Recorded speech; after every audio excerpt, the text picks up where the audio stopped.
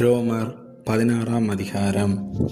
கெங்கிரேயா ஊர் சபைக்கு ஊழியக்காரியாகிய நம்முடைய சகோதரி பெபேயாளை நீங்கள் கர்த்தருக்குள் பரிசுத்தவான்களுக்கு ஏற்றபடி ஏற்றுக்கொண்டு, எந்த காரியத்தில் உங்கள் உதவி அவளுக்கு தேவையாய் இருக்கிறதோ அதிலே நீங்கள் அவளுக்கு உதவி செய்ய வேண்டுமென்று அவளை உங்களிடத்தில் ஒப்புவிக்கிறேன். அவள் அநேகருக்கும் எனக்கும் கூட ஆதரவாயிருந்தவள்.